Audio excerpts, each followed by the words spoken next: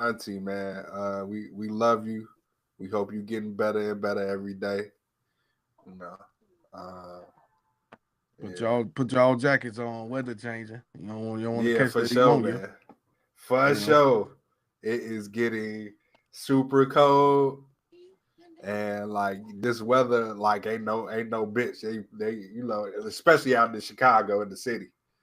You feel me? Like we where we live at. So, like it loves to be hot one day, You know. then cold the next day. You feel me? Like, damn, dog. Like, what's going on? It went from 80 to 50 in 2 days. For real. I But still yeah, had I still had a sweater on when it was 80. Shit, I ain't going for exactly, man.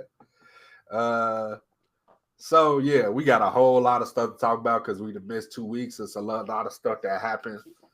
Uh I don't know if you've been paying attention to Wiz. He been slowly but surely, uh, yeah, like rolling out this cushion orange juice too.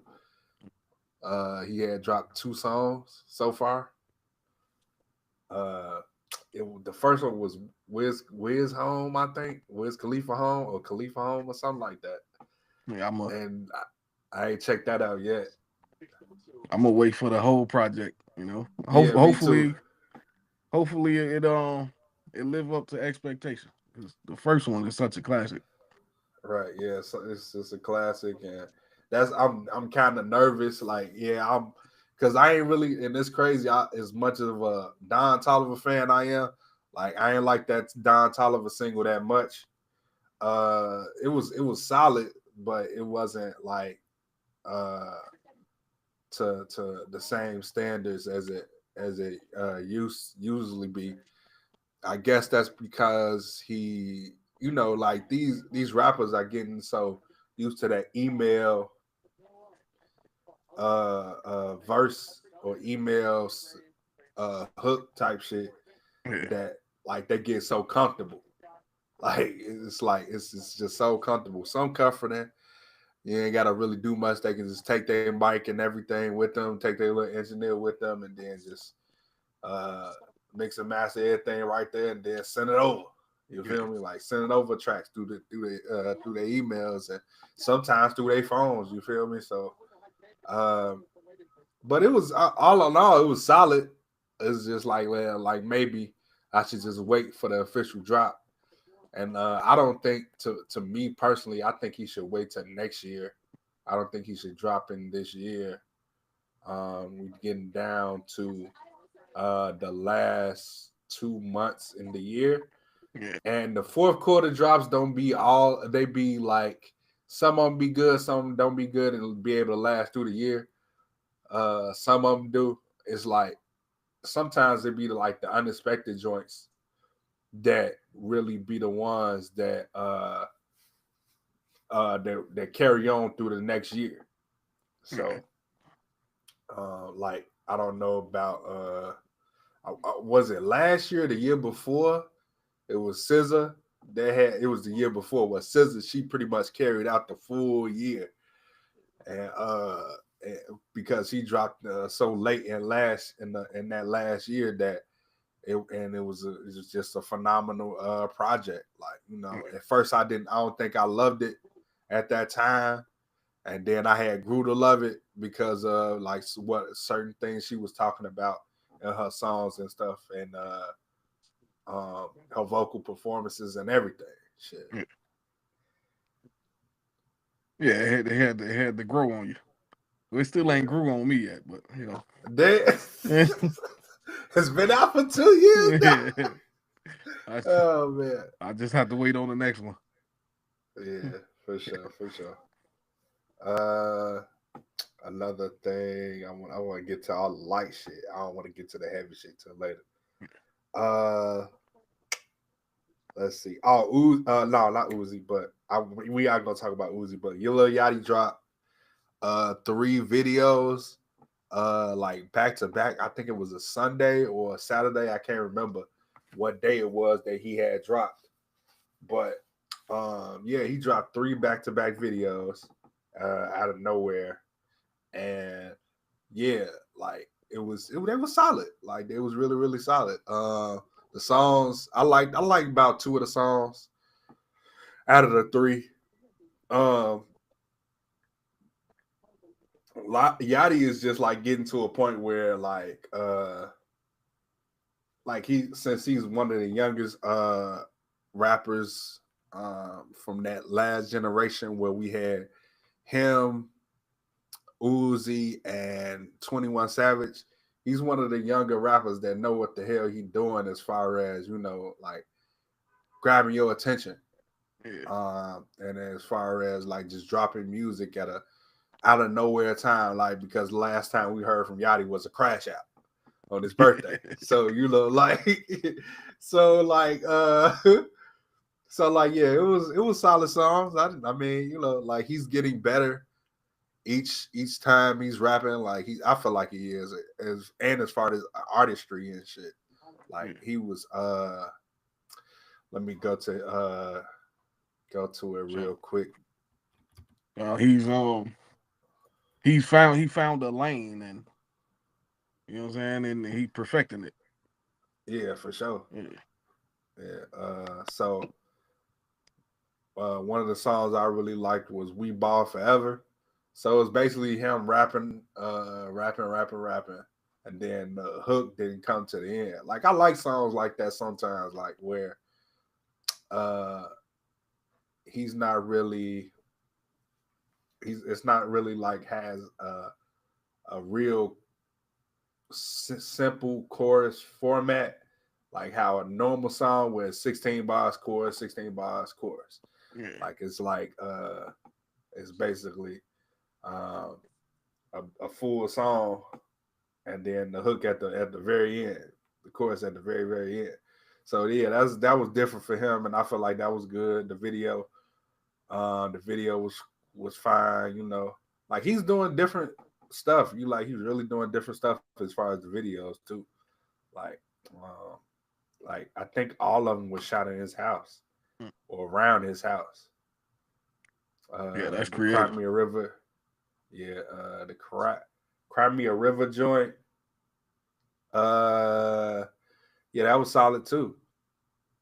All 3 of them was solid all around the world. That was cool. I think that was his closet that he was in. But yeah, so damn. Yeah. Closet big enough to shoot a video in. Stun on them niggas. Yeah, man. So let's see. Let me get to one more light topic, and then we're gonna get to the big stuff. So Herbo dropped Big Swerv 2.0 or the Deluxe or whatever. And I'm not gonna lie, the rapping on there was those 7 songs that he dropped on there was better than that entire project, to me at least.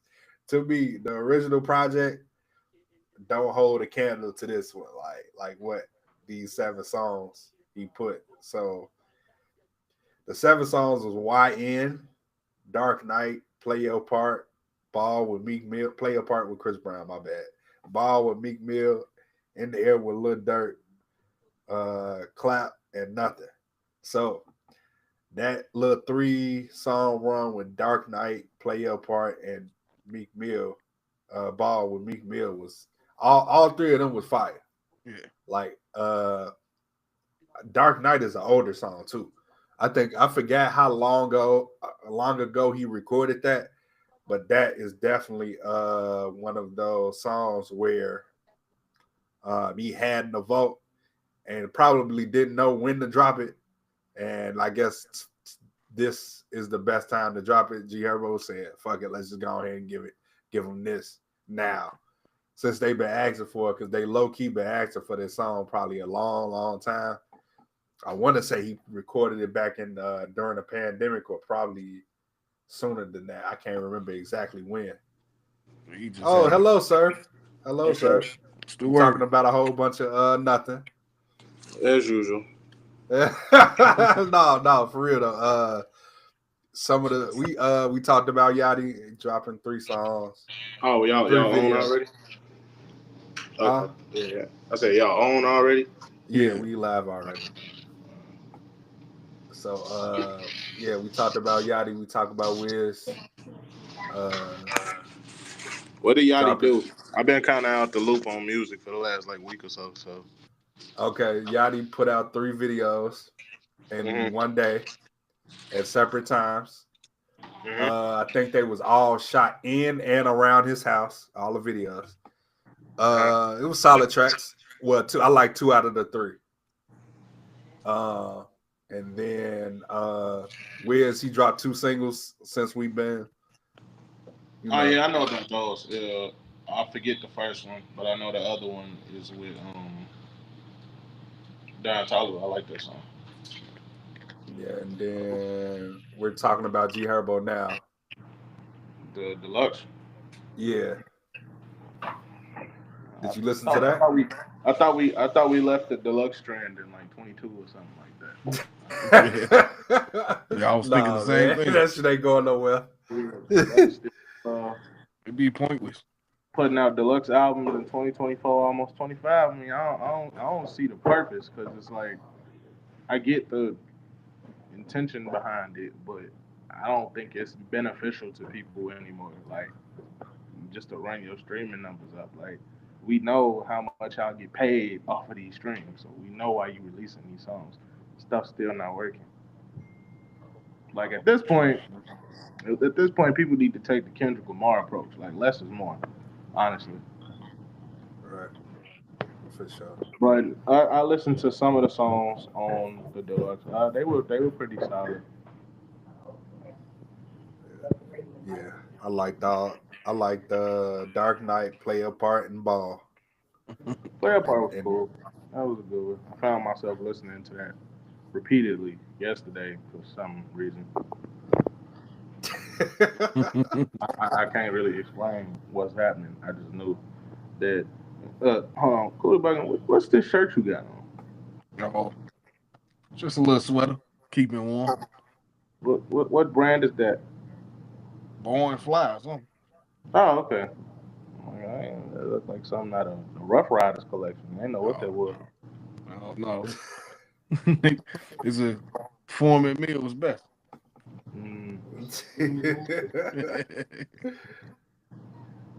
Oh man, so sorry y'all, I got recording me while I'm doing what I'm supposed to be doing. Right, for sure. I'll move. Because if you want to watch TV, I'll move. No, I'm going to the kitchen. For sure. So I don't know if what y'all want to get into next. Before the next topic, I just want to send a shout out and thank the 2 interviews you had with Z Honey. Yeah, for sure. Great. That was a great interview. Very informative. You know what I'm saying? And her music is a vibe. So shout out to her. And for sure. Shout out to the enemy, of course. You know. Oh yeah. Salute to the enemy. Hey, I ain't gonna lie, I ain't trying to start nothing, but I thought y'all was beefing. Oh no, we good. No, we good. I thought y'all was beefing. Martin Madness came in on the right time. Oh, he recorded. I'm a week. My last studio. Martin looking real. Martin, go ahead. What you got to say? You taking too long. What you got to say? Real blue collar working class with this shirt on. It's a vest, guys. Jesus. He said, "I just dropped the mail off."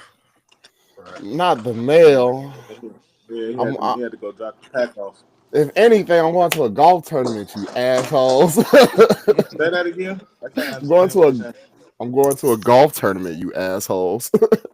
What are you doing going to it? I ain't never seen you swing a golf club in your life. What you know about golf? 1, you ain't seen me in mini golf, you hater. And 2, I said if I was going anywhere, I look like I'm going to a mini golf tournament. I mean a golf tournament, but it would be a mini golf tournament. I feel like that'd be more fun.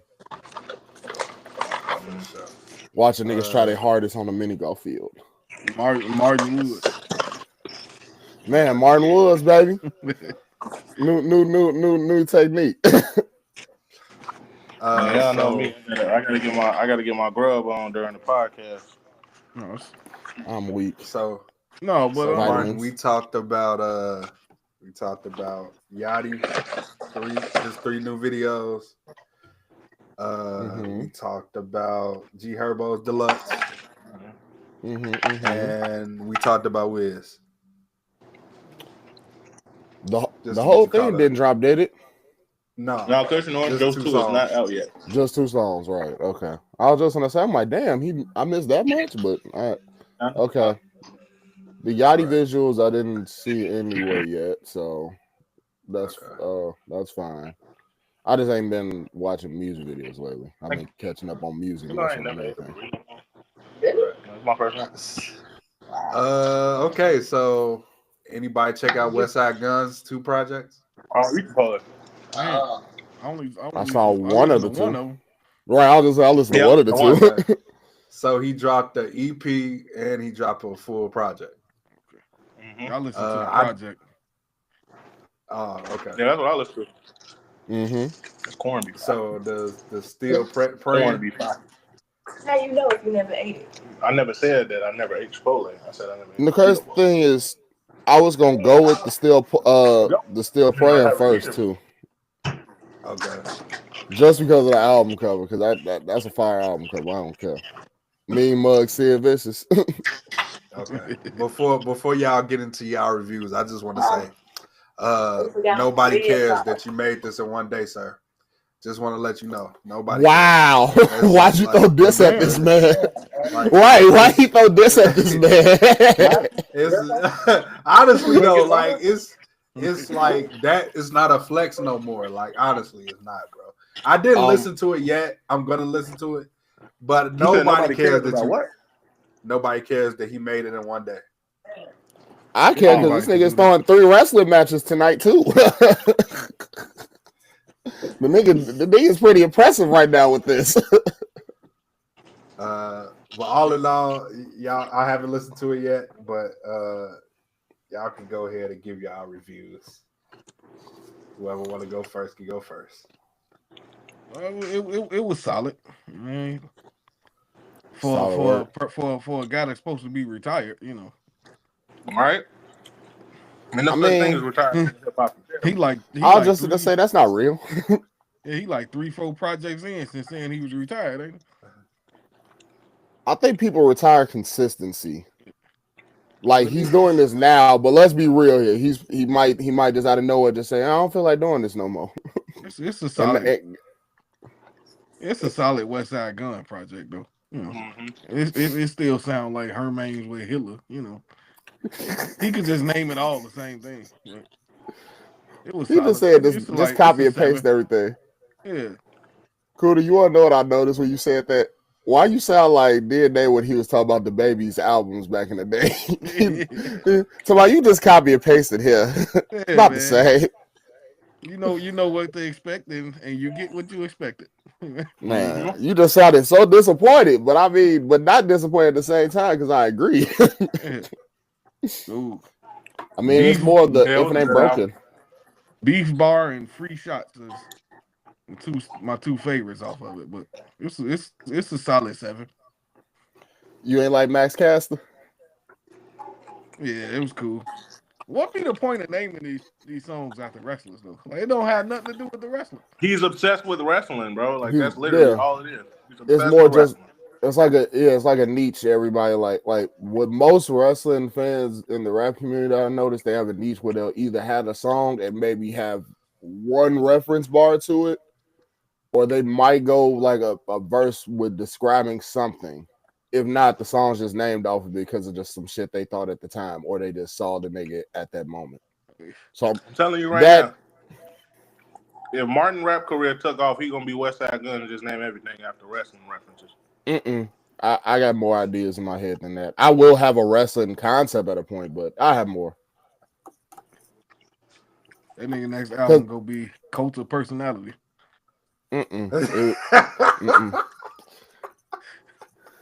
Nah. Westside Gunn. That's gonna be Westside Gunn next album. That's the case. You know what I'm finna get?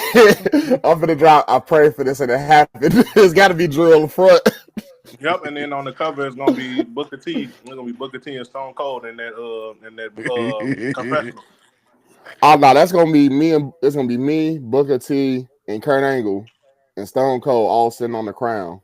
I mean, on the throne, holding the crown. You know, Perk Angle, Kings of the Ring. I'm definitely making a song called Perk Angle if I ever aspire to come back. I just want to put that on. I just want to put that scream Kurt Angle do on the ad lib one time. That nigga say, yeah!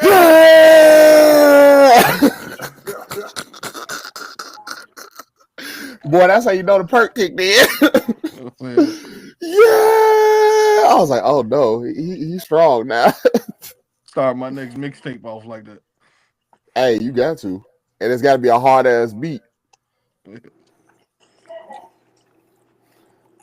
Oh man. What y'all think the album of the week was? I mean, which week?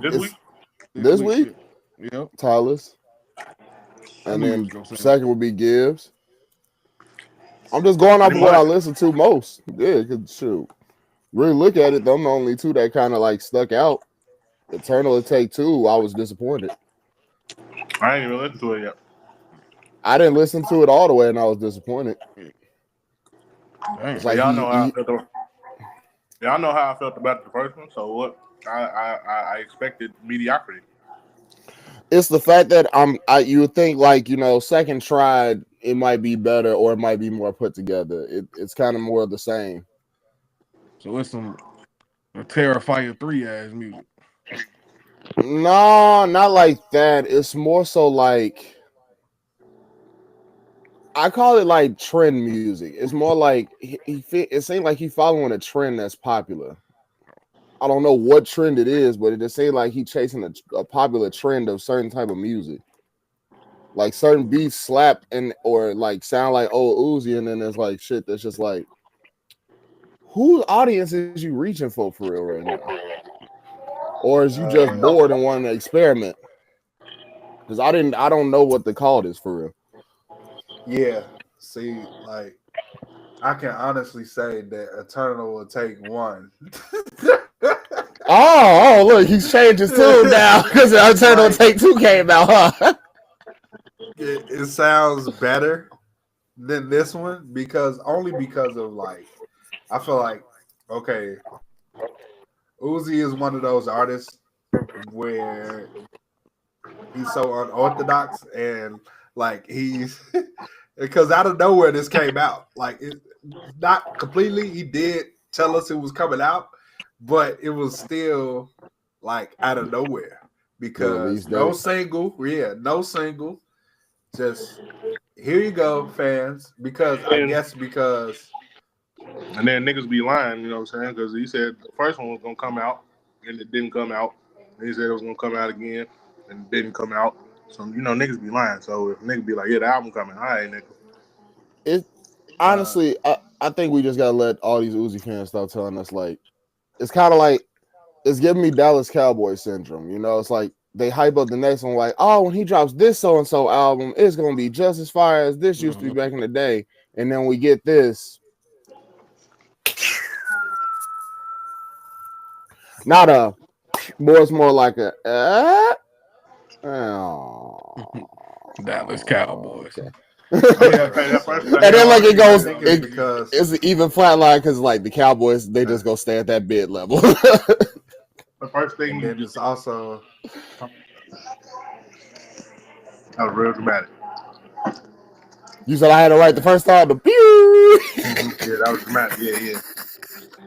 Because it was a dramatic turn. And they just so dramatic when they lose. And then like also like his like the leak community just like go crazy with leaks when it comes to him. So it's like, what do you have left? What do you have left? I feel like the leak community just like they treat this like the set like it's like they treat the SoundCloud rappers of like the era like we had when we had to go and find leaks and unreleased. And it's like it's not like that anymore. Y'all don't have to go and expose every song y'all find. It's okay to let it release and check it out then.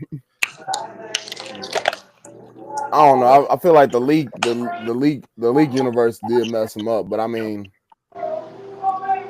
it wasn't gonna save it if it was still gonna be a mid album, though.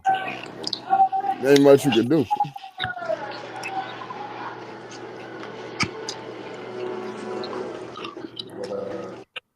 Cootie, you got this pre-show in the background.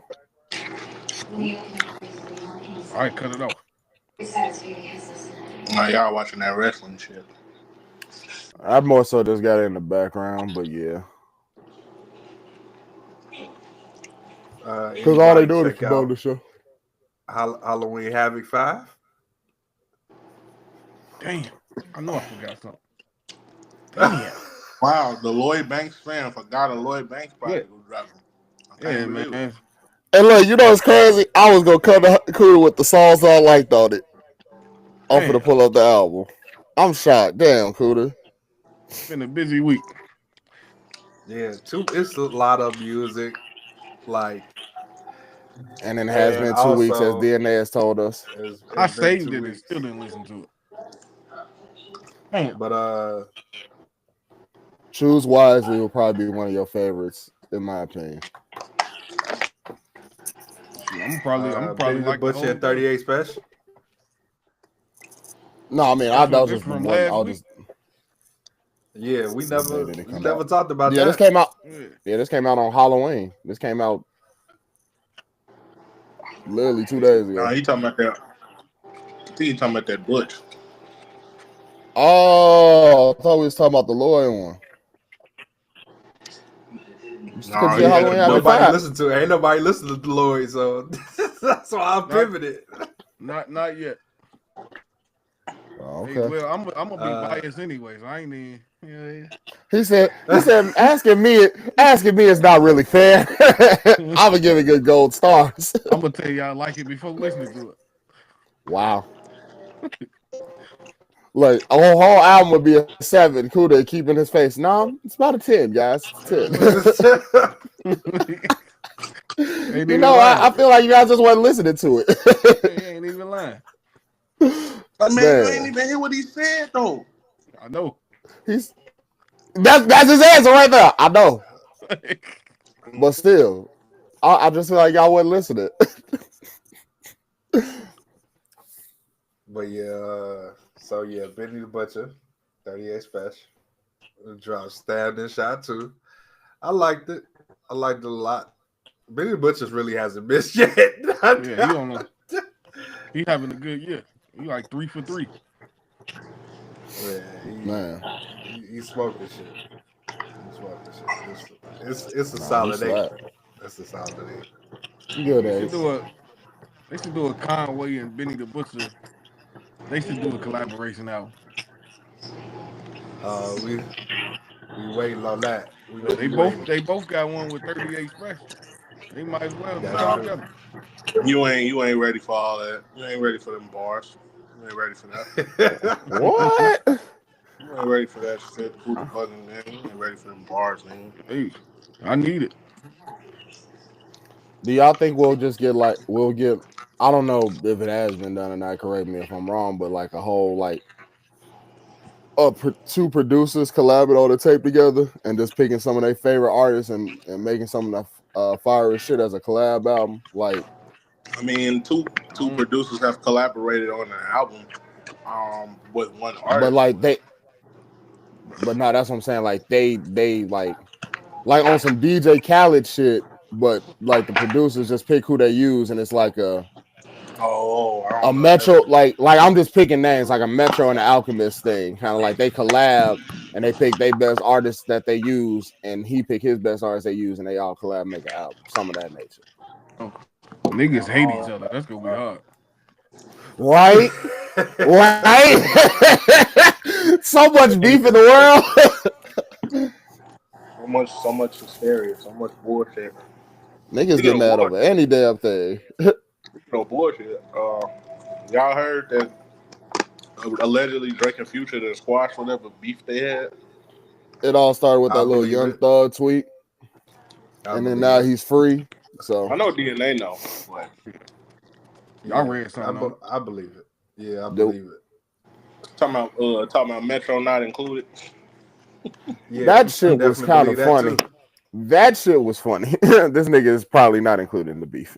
I mean, in the squash beef.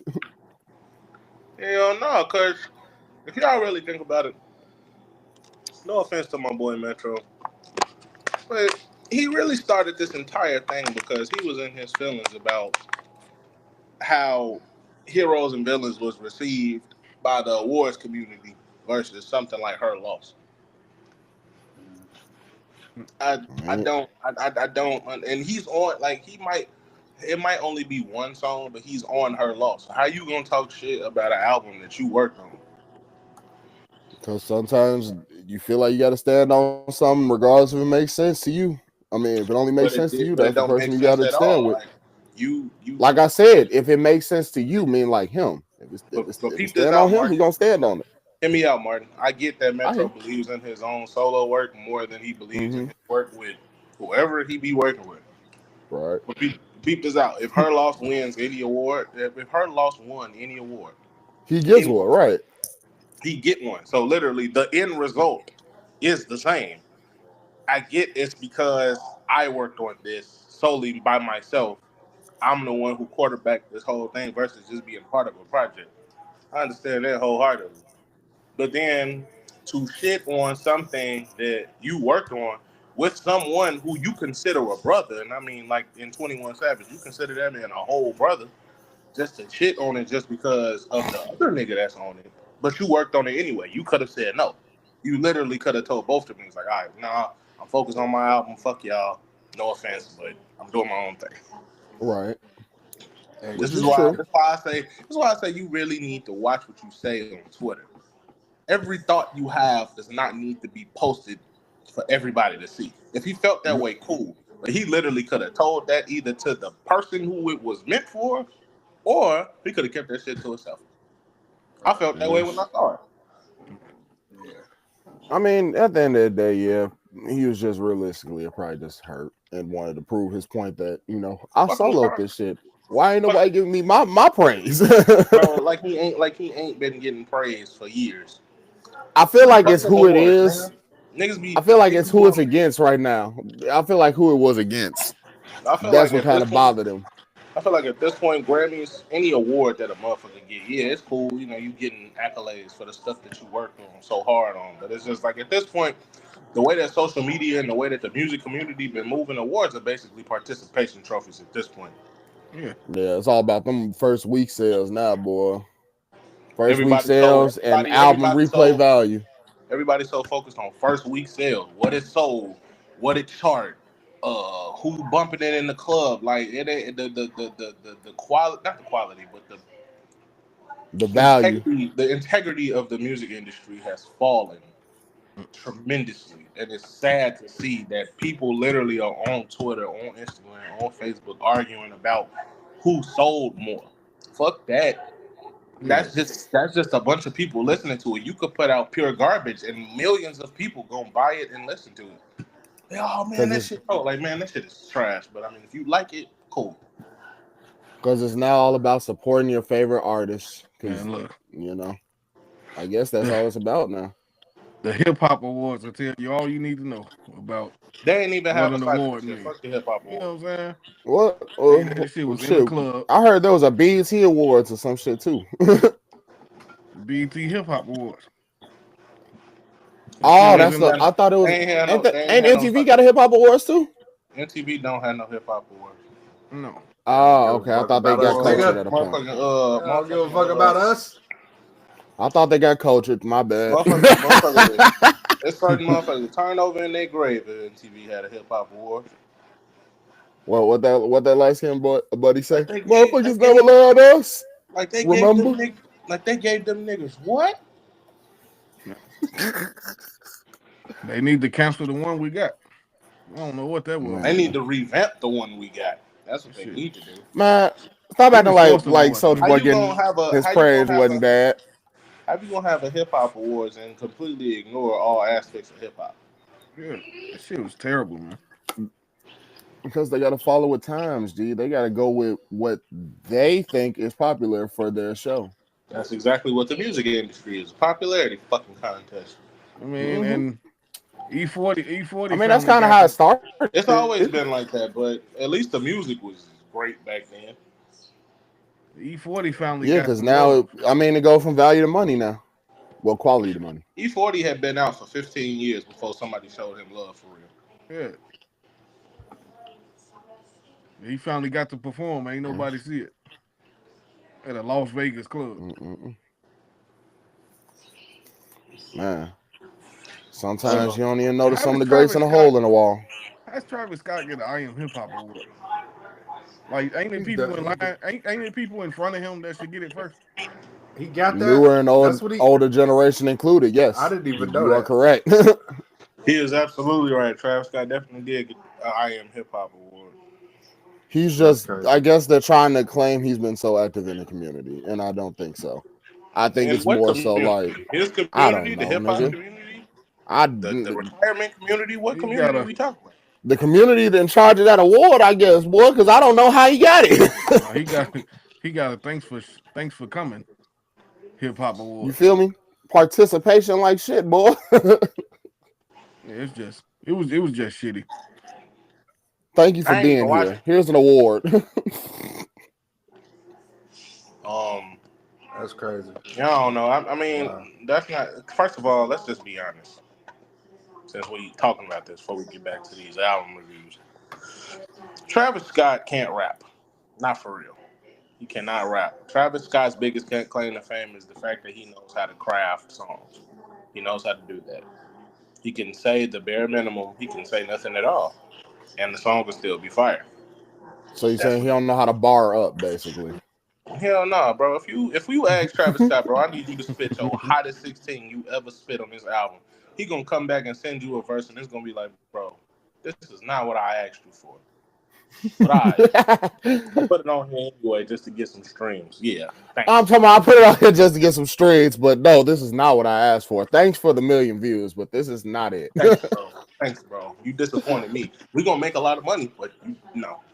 We're gonna be rich. Don't get me wrong, but like fuck, man. This could have been great. It's kind of like how do I want to say this? This could have been top charting, but this is a 6. Every Travis Scott album outside of Utopia is fire, right? I mean, I'm not saying Utopia don't have fire moments, but I'm talking about straight heat. Every Travis Scott project outside of Utopia is straight heat, right? But if we talk about Travis Scott's rapping performance on every album, it's really just almost this. I would say Travis got that more like he got that energy. He has that energy music. Yeah. Like it gives you that, you get that feeling, you get that hype when you hear the music. Or you get some type of vibe. A vibe artist, I guess you would say, but like not a vibe artist because I guess he's got more time in the game. But yeah, I don't know. The game has changed, y'all. If it ain't about what's he say? It ain't about the money. Don't be blowing him up. I got something interesting to mention about this particular subject, but I'm gonna wait for a minute. Okay. Just don't let me forget. What's next on the album review, DNA? Let's see.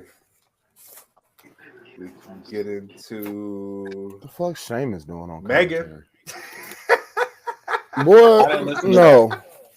I ain't listening to that. That's not because it ain't got nothing to do. It ain't got nothing to do with her personally, and ain't got nothing to do with my ability, my ability to rap, because we know she can do that. It ain't got you ain't got to explain yourself to them folks. I'm telling y'all. Look, I'm talking to y'all. You ain't got to explain it to me, man. I know what it is, G. I didn't listen to the shit either. I listened to that music video with. To the original. I told you I didn't even listen to the original album, so. I listened to that one song that everybody promoted that music video on with her in the movie theater drive-through. G, that's the only one I listened to. That shit ain't made for us to listen to. Right, it's just it's cool that we didn't listen to it. It ain't a big deal to me. Hey, bro. This man they confidently said that like one of us listened to at least more than 3 songs. There's no disrespect to her, bro. At this point, dog, like we would only listen to something like that for the purpose of this podcast. I think I think all of us, like, this real shit. I really think all of us need to get better at that. Like, because I'm not letting DNA. I see your face. Just wait.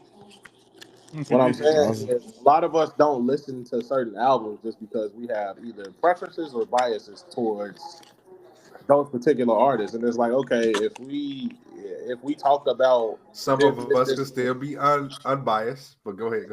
No, I know. I'm just saying, like, that's I was gonna say, and some of us have tried. Yeah, with others. Like, I don't know. He's on my right. He's on my right. DNA's on my right. That's why I'm pointing. I don't know who you mostly to because the way this is set up on my That's why I said. Like I don't know. Oh, my fault. DNA's on my right. That's why. Oh, yeah. See, I ain't on no desktop. Y'all on desktop. I'm not. Oh, you vertical. Got you. So he at the top. Anyway,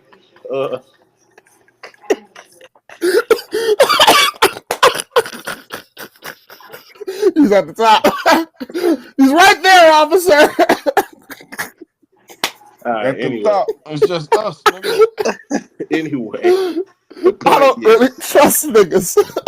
The point is, yeah, a lot of albums we just don't listen to just because that's not our vibe. But I mean, I guess I don't know about the rest of these guys, but I guess I could get better at listening to albums that I'm not necessarily interested in that are quote unquote big albums just for the sake of talking about them on this podcast. That don't mean I have to sit there and listen to it ever again. I mean, it's not that I won't listen to it for the pod. It's just, it's kind of like you said. I feel like we all gotta give them more effort because it's like, I feel like if one of us do it, that don't even really serve the purpose for it. That just more so just gives one opinion when it's four of us sitting here. So it's like, let's say if John did put in the effort to listen to the album, then it's just one person talking and we just all listening like the fans listening to us. Like, yeah, I bet that would be the same opinion I had too if I listened. But no, I haven't listened to Megan's album. I do plan on watching her little documentary just for, shits and giggles. But I'm good on that. Go ahead. I'm gonna watch it because I feel like Tori might get out. Oh God. Yeah, I'm talking about it again. Yep, I'm talking about it again. Yeah, I just want to watch it just for purposes, educational purposes. Free that man like that. Reinvestigation. I'm gonna just say this and then I'm done. Hey, free R. Kelly. People are. Hey, that now you're cutting up. I don't need urine all over these streets anymore. Hey, look, I'm gonna just say this. People cutting up about, her line about fucking around with that man. Like, first of all, when she just openly admitted that she fucked Tori or lied to Gail Kim. Wait, first of all, yeah, but it's like, bro, like we already knew. Like, fuck her admitting it. Fuck the court case. No, that's why I don't want to watch it because why are you just not admitting it? From the minute that the news came out that this event happened, bro, we all men in here, and I don't believe in no domestic violence, but keep it. You not finna attempt to shoot no woman you ain't fucking. Yeah, you gotta have. I mean, that's obvious. You gotta have a valid reason to want to pull pole out on that young lady. You ain't finna just like if you somebody of sound mind, you're not just finna go randomly. I mean, unless you a serial killer or a murderer or something. Or you just borderline you crazy. You ain't gonna consciously go and just shoot no random woman that you ain't right. Like that. You're not finna just say. Right, I'm not finna just get the pop, wasting bullets for shits and giggles, especially if I'm a high caliber celebrity right now. So yeah, like from the minute that, and plus, if you know what you know and you follow Tory Lanez throughout the pandemic, you know that Meg had been on his live several times. Like what? Right, they was kicking it when he was doing the whole Tory TV or whatever it was called. I forgot what it was called. We knew that. That's why. That's the thing about people. Like, man, Shorty lied. Tory's finna be free. Like, bro, that was common knowledge, bro. Y'all overly thirsty. Like, that was common. Well, I was like, we knew that. That if you didn't know that, you just slow at this point. I'm just like I said, Reinvestigation. I doubt they put that back in the reinvestigation just because she said that. Like, nah, it gotta be. Nah, they not gonna throw that in there. But I mean, there's gotta be some actually that they gotta could be some, like, surprise witness. Be like, yeah. So what really happened was, like, the driver of the car had to come out and be like, all right, look, I've been lying for too long. This is what really happened. No, I mean, he didn't even. I don't think he necessarily lied neither. It's just he ain't telling everything. He holding out. He holding out the main part of the story. We don't condone the person who had that motherfucker. One more thing, I want to say this publicly. The internet is a sick place because just because a woman lies or withholds information about who she been fucking with does not warrant anybody getting physically harmed, whether it's beaten, shot, or roughed up. It doesn't equate to that. You niggas need to get off Twitter saying that goofy ass shit. I don't care. I don't care if Tory did it or not. Like, that don't warrant that. You know what I'm saying? You goofy ass niggas need to stay off Twitter with y'all misogynistic think people. Nobody gives a fuck. That's all the niggas that's been hurting. Don't know how to balance out hurt. Niggas really in their feelings about this. Like, bro, like, whether he did it or not, it don't equate anybody getting shot. Whoever shot her. If Tory shot her, if her friend shot her, if the driver shot her, if some random man came out the woods and shot her, it don't matter. Straight like that. Hey, I was watching that Corey Holcomb interview with Cam Newton. That man say just put her head on the glass. Corey Holcomb just hold her head on the glass. Corey Holcomb is funny, but he's also an idiot. I don't listen to that guy. I don't listen to him. I just watch his comedy, do my little laughs, go about my business. I don't even watch his podcast. One thing he did say that I thought was funny was, if my baby mama giving me trouble, fuck you and that baby, I'll go make another one. Yeah, he be saying some outlandish shit. And he be dead ass serious too. That's the funny part. Yeah, I only watch it for the fun, because it's funny. But that man a fool. No, I ain't listened to the Megan though. But you know, I did see the little video that Martin was talking about. So was she talking about shit about Nicki or somebody in that song? I want to say it was Nicki. Because I don't think it was anybody else she beefing with right now, or at least during the time of these recordings. I mean, I heard Never Play. It's technically the theme song for SmackDown, so that counts. The Meg Thee Stallion song is the theme for SmackDown? Yep, they're crossing over into the air. They're getting rid of. Yeah, I remember they getting rid of the theme song. 2 Chainz and Lil Wayne is the theme song for NXT. $1 million from now. Yeah, $1 million from now is their theme song. Yeah, they gotta. And they use Wayne's verse during the intro. They gotta cross over to this because Def Rebel is finna get the boot soon. It's because the music industry ain't got no fucking money. For real. We're gonna talk about a little bit of everything today, folks. But yes, you're right. We still got to get into Tyler. We got to get into Gibbs. We got to get into this Ari Lennox Dreamville situation. Oh my God, that's a clusterfuck. I'm so y'all can talk about Gibbs while I go do something real quick. Ain't that some shit? He always leave it out. Stop pimping out. Nah, man, make sure you wash your hands too. Yeah, I'm not finna do that. Why are you thinking of that? I didn't think. Whatever you finna do, just wash your hands before you come back. Okay. Man, I'm about to get a cup of water.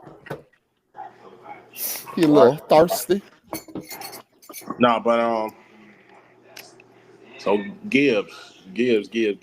What can I say about Gibbs? That boy sliding like he's supposed to. Bro, this man. That boy on the ice rink, boy. Hold on, let me tell you something real quick. Somebody tweeted yesterday and said Freddie Gibbs don't do nothing but get his booty hole lit clean and drop fire albums.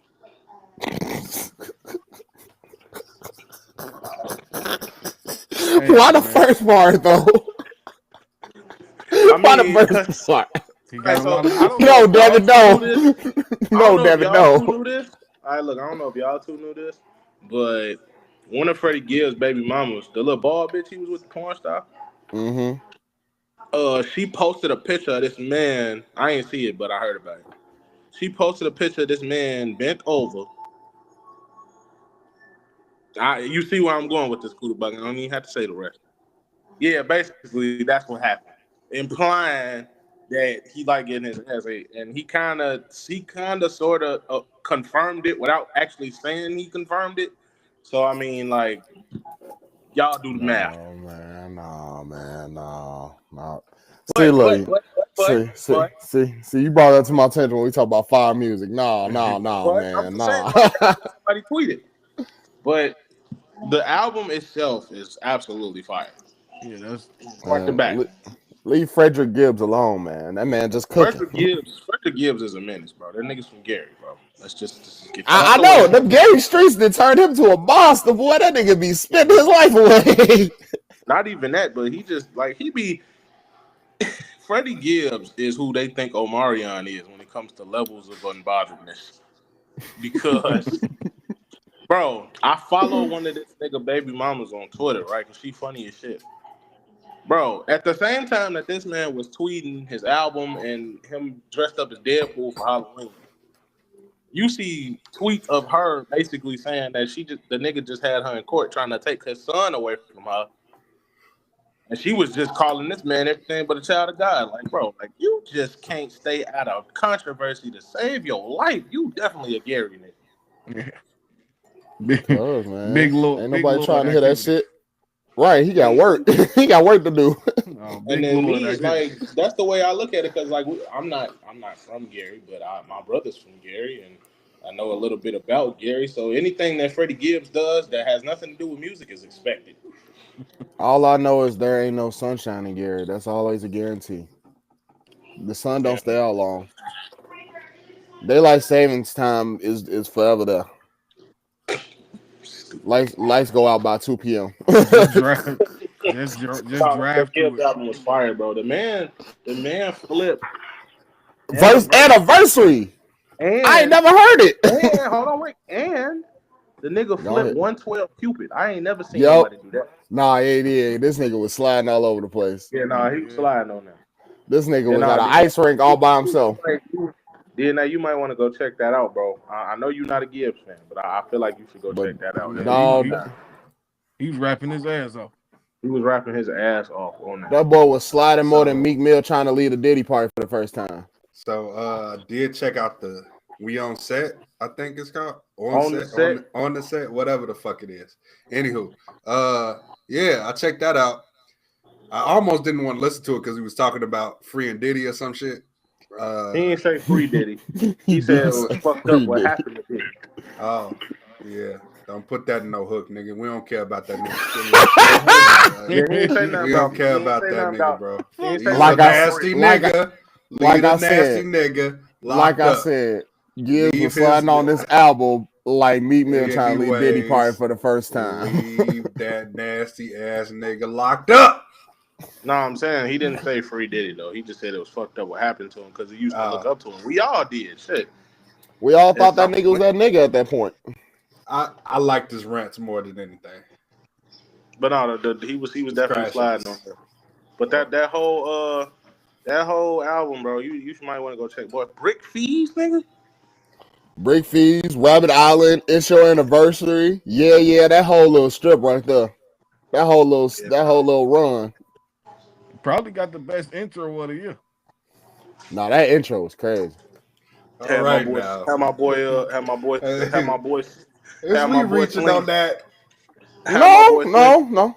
Had my boy Slink Johnson on there talking about he the devil. He was like, but in South Central they just call me Andre. But anyway, just call me Andre. I like the sound menacing because I know niggas be scared and shit.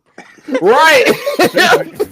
This nigga talking to me trying to explain why he's scary. Nah, that one little skit with that girl on there playing on his phone.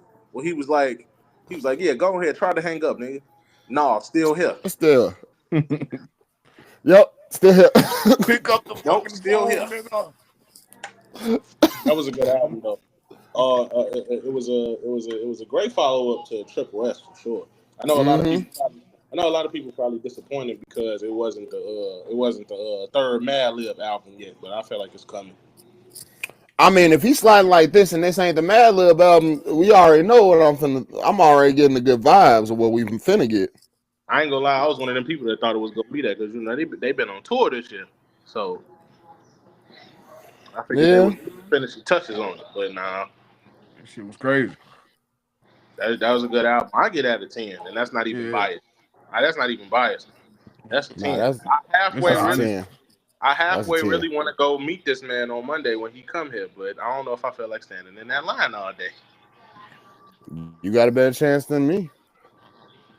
Yeah, because you're going to be at work. Y'all told me. Indeed. Yep. Guess to get the money on. I might definitely go buy the album, though. Definitely going to do that. If you buy another one, think about your boy from around the way. It ain't on vinyl yet. You gotta get it for vinyl. You get a regular CD. I got a disc drive somewhere. Shit, it's my 5. That's the only thing that's got a disc drive left, technically. Well, now I got my PS2. I could go old school. All right, let's get on Martin's favorite subject. Well, not his favorite subject, but one of his. Wow, I was okay. I was rocking with you on Gibbs. What happened? You just gonna cut it so quick? No, I'm talking shit. Y'all can go ahead about Gibbs. I done talked enough. I mean, shit. Well, I mean, you said everything that needed to be said, low key. Yeah, that shit is an honest 10.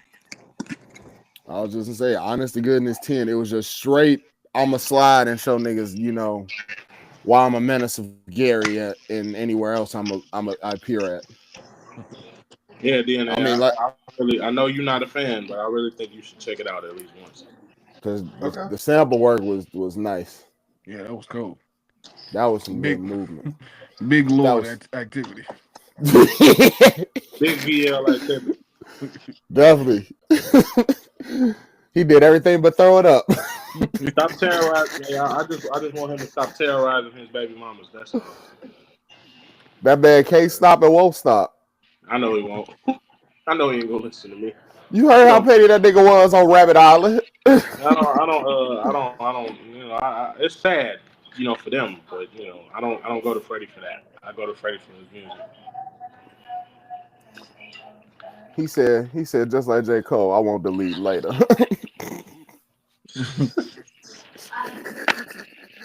So let's get into Tyler the Creator. I want to go first on this.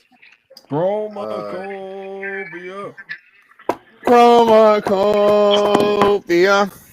I just, I'm not gonna join in that. Like, I wasn't gonna. No. Yeah. Like I said, I really want to go first on this because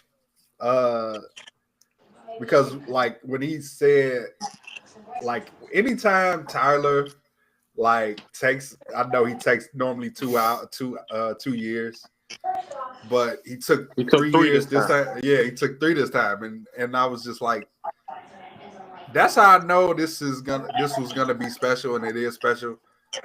First off, 10 out of 10. Definitely album of the year candidate. Not for me. I agree on the 10 part.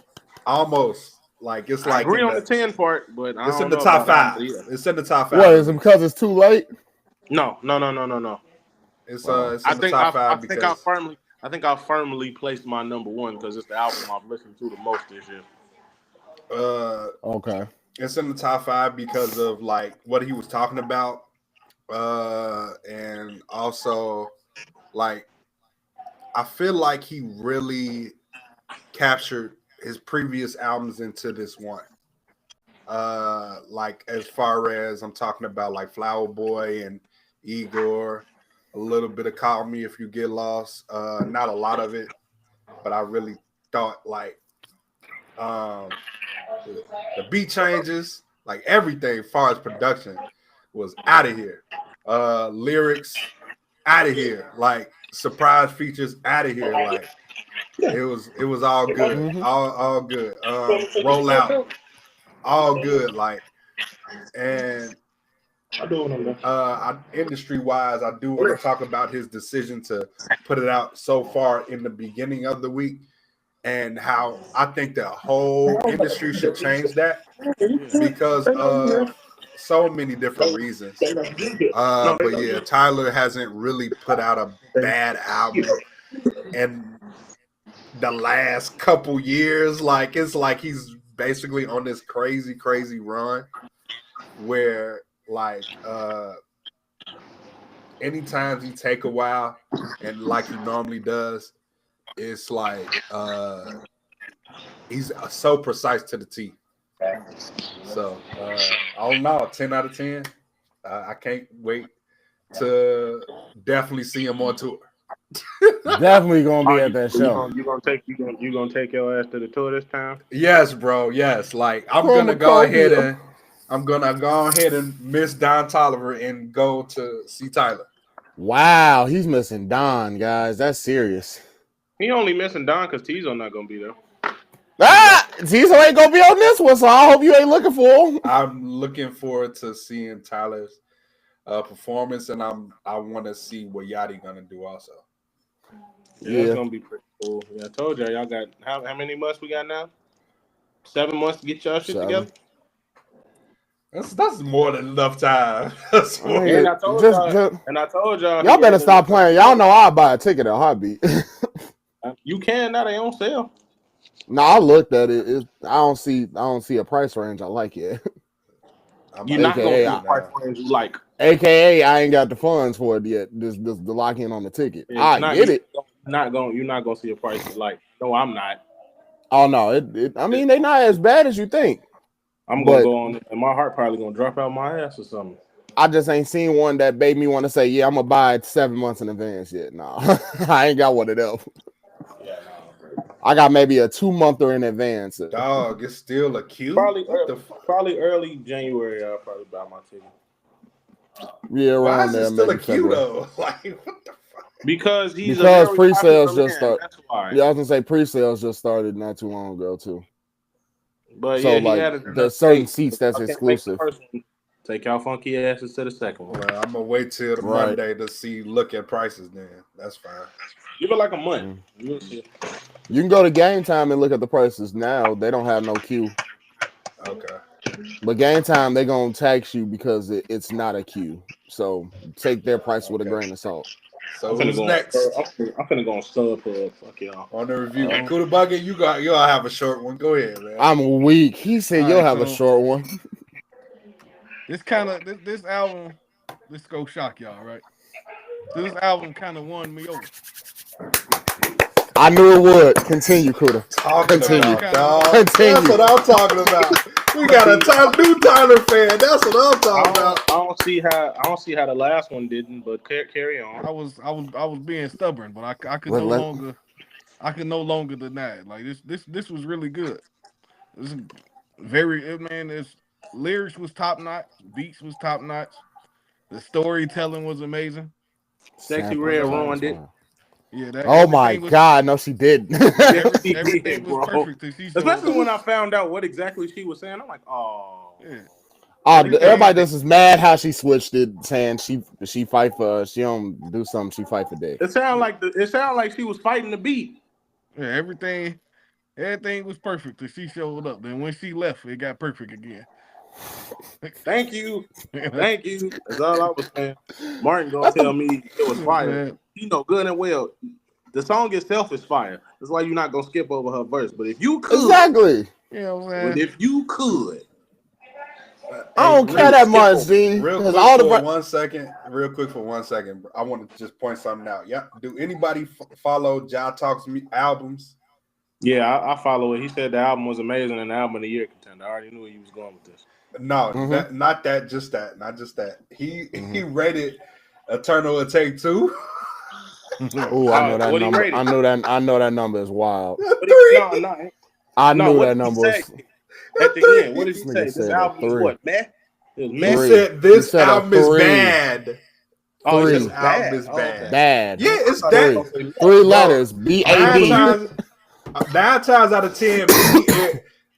since y'all don't listen to Uzi as much, me and Martin gonna be like here on like we gonna be like here. Like damn near here on Uzi. B-A-D. Bad. It's terrible. That's why I said the first one is better. Like the first one was better originally, like I said. It's the second one that's confusing. I thought the first one was B-A-D. So if the first one to me was B-A-D, then this one definitely ain't shit. You wanna know what's crazy? Check it out. I go listen to Pink Tape again before I go listen to this. Yep. And I hated I Pink agree Tape. to that either. I agree. Hated Pink Tape. I ain't religiously listened to Uzi since Lil Uzi versus the World 2. I was like, this should have been the album. Hey, cool to the Bloodline starting out the main event. I'm shocked. Yeah. Get them out the way. The show. Because this match gonna be like 40 minutes. That's off of intros alone. I guess I'll go and get the Tyler Superfan the last word. Wow, I gotta be the super fan. I just appreciate the guy. I'm just saying, I love him just as much as you do, but I think you love him just a little bit more. Not even. I've been pretty chill. Just a little bit more. Just a little bit. Oh. About this much, actually. It's not even that small. It's about this much. Because I was like, I guess it's got to be a 1A, 1B thing, because you definitely was out here listening to it. I ain't gonna lie, man. I told y'all when I heard it, and I still feel this way after sitting with it for a week. I personally enjoy Call Me If You Get Lost more, but as far as like the production and rapping, the subject matter, definitely the subject matter. Yeah. Definitely in that regard, it's higher than the last one, but for me, it's just the aesthetic of the last one is just like what puts it over chromakopa. I don't think I've ever related to Tyler this much in my life. Ever. Like, I've always felt like I was like a little strange. I was a little weird. I was a little out of place. But stuff he was talking about on this album, like especially the song where he talks about his dad, it's like I relate to him in a way that I never thought I could relate to him for real, but I apparently can. So, yeah, it was really damn good. I ain't really got much to say. Like at this point, it's kind of like sounding like a broken record. Yeah. But I will say this on public record. I told niggas in 2010 about Tyler, and they looked at me funny because he wanted to rap about eating cockroaches and raping pregnant bitches. But I told people what was gonna happen. And it happened. And all I want to say is I told niggas in 2010, I'm going to get a shirt that said that and wear it to the concert.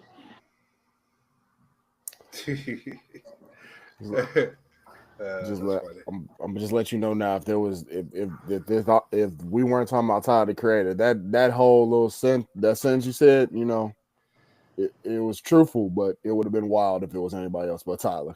Yeah, for sure. Eating cockroaches and talking about raping pregnant women. Yeah. It only suits for him because he's wild enough to pull it. Mm-hmm.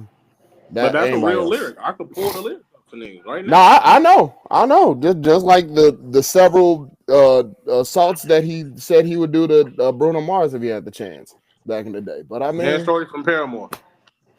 Yeah. But man, he also rapped about fucking the dead body, but we ain't gonna get into all that. Yeah, I mean, let's not talk about necrophilia. We're in a good place. Yeah, I was just saying, so we just got Kuda interested. Bro, don't have him renege right now. If I sent you a couple songs, you'd be like, this nigga spitting, but what the fuck is he talking about? Man. Yeah, you gotta see that side of Tyler first before you fully accept him, buddy. Because there might be a left turn out of nowhere that you don't expect. Y'all can't flog no niggas wasn't there, man. That's all I'm gonna say. He said you can't flog no niggas wasn't there. Flog no niggas wasn't there, bro. Y'all act like y'all just love Tyler. Y'all was not there, bro. They weren't. Hey, look, they weren't bastards. Y'all was not there for the Odd Future tape. Y'all was not there. Mm-mm. The first one, not the second one. Hell yeah. How you feel about it? Oh shit, man. I mean, what hasn't been said. Talking about boy, this shit, boy, get out of here. Anyway, I mean, what hasn't been said can't be said again. But it's the man's hit us with like from the marketing setup of dropping this on a Monday, so people have the abundance of a whole week to listen to it. And not the weekend that's crammed up with God knows whatever you're gonna do this weekend, because you know y'all some wild ass niggas out here in these streets. Or just the fact that you know you want to relax because it's been a long week. You heard the whole album through the week. So now you got the weekend to relax. Shit. The fact that he lied to everybody and said no features, so we can get that whole surprise of hearing who's on these tracks when they drop. Cause like hearing that the Childish Gambino in the background from the fucking samples, the nigga used used Drop Like It's Hot and Darling I, and it was just so fucking smooth. The fucking Young Dro and Sticky. Even the little techno beat that he used for Balloon. That's damn near one of my favorite samples, because he used the Don't Stop, and then he and then that whole ding, ding, ding, ding, ding, ding. But now I'm going on. But anyway, it was a perfect come to age album. Like the man's literally just hit you with everything, just about a general amount of most 30-year-old men might see in their own POV. And it was more relatable than you think. And it's like your most personal album can be sometimes your most relatable in a sense. So I just felt like John said, it's that one, that's like the whole 1A, 1B thing when it comes to Call Me If You Get Lost. I guess it's more so like the concept in a whole of Call Me If You Get Lost was like great, but it's more so like the fact that like how put together Chromakopa was, like I said, from the beginning of him dropping it to the promoting it to the samples to the music itself to even having his mama in the snip. Right, yeah. Like it, and then I feel like my favorite song off here right now is probably Take Your Mask Off. I just like the whole aesthetic of that song in general. And then the chorus is just fire. I hope you take your mask off. So I mean, I guess it's safe to say this is a clear 40 ball, 40 out of 40 from all of us, or does anybody have a -1 because of Sexy Red that they should let go because it ain't that serious? I'll let it slide. Yeah, I figured it was you two bastards down there. I'll let it slide. Why is he needed? Like, why is he here? All right, let's be real. Y'all act like it's kind of like a you got to give the media what they want at some point in time. No, you gotta he put her on there. I think he put her on there because they actually cool. They are cool. Do you not remember the infamous picture with her and him using the whole little BBL thing? I remember it. Hey, no, you said what you explained the Gibbs story. That's a little more tame. Mm-hmm. DNA. You missed the Freddie Gibbs story.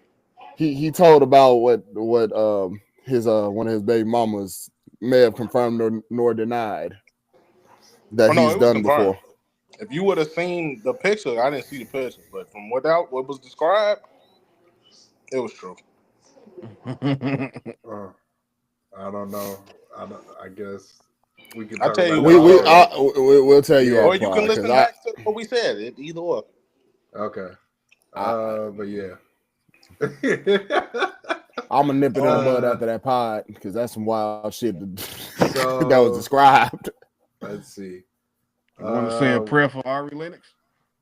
Oh yeah, we can get into Ari Lennox first, man. Because I want to. It's industry talk. I can get into my bag with that.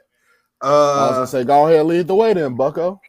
So Ari Lennox, basically is very, very frustrated with her label, Dreamville, and Interscope. But I think somebody fact check this for me. I don't know for sure, but I think Dreamville and Interscope is like the under Universal. I want to say I'm one not of y'all. Sure. Yeah, one of y'all fact that check that, please. Yeah, I would do it, but I don't want no mistakes on the upload. Well, Martin looked like he looking. What am I looking for again? I was looking, but not Dreamville, looking. Is Dreamville and Interscope under Universal? That's what I want to know. Okay, but and just cut me off at any point. So, yeah, like honestly, she's been complaining about her label for a while now. This is not the first time. And we spoke on this briefly when Shea Butter Baby first went gold. It took a while to go gold. But that's I don't want to say that's her best album. What's that? Shea Butter Baby. I don't want to say that. I do. I mean, that's and I'm not gonna sit here and say that age, sex, location. You said it's what? It is? I don't know if you can see it, but yeah. Yeah, okay. I thought so. Yeah, bro. It seemed like everybody really gravitated towards that one more than her second album, and I love both equally. Mm-hmm. And promotion, as far as those two albums, was almost basically the same. Exactly. That's the part that frustrates me about this entire situation. It's like, okay, Ari Lennox has been signed to Dreamville since 2016, right? Yeah. It took 4 years for her first album to come out. Ooh, Jesus, you right too. And but mind you, she had dropped the EP in 2016, right after she got signed. Right. So exactly. yeah, but it took 4 years for her first album to come out. And when it came out, it might not have been no massive hit, but it did what it was supposed to do. She got way bigger. You know, it didn't, and not only that, but she got, I don't know if y'all remember this, but Shea Butter Baby, the actual song, was put into the Creed 2 movie before her album even came out as promotion. You know what I'm saying? I remember that. It was on the soundtrack. So it's like, the way I see it, and I told DNA this in private, the way the music industry works these days is, yeah, I mean, labels will be behind these artists, but it's like the type of advertisement and the type of promotion she's talking about literally comes from the artists themselves. You cannot. I'm sympathetic to her plight, and this is not towards her as a person. It's just the way she's thinking about it. She's not necessarily wrong, but it's just like, you cannot beg and plead your label for promotion when you refuse to post anything. You get on social media and you tell people how toxic social media is and how you want to break away from it because it's detrimental to your mental health. But that's literally how you gonna get your fans to know what you're doing. Yeah. This not the days of word of mouth, or, you know, who the fuck gives a fuck about, I mean, I ain't gonna say who gives a fuck about radio play, but in reality, who really gives a fuck about radio play? You're gonna listen to what you want to listen to. Everybody's not that superficial. So the mere fact that, you know, she just made a post probably about a week or so ago saying that she was deleting her social media this month, and then this happens. It's like, she said it in the live. She said, I listened to the whole thing, I ain't gonna lie. She said in the live, she said I couldn't delete my social media even if I wanted to. And I said, them's the breaks, baby.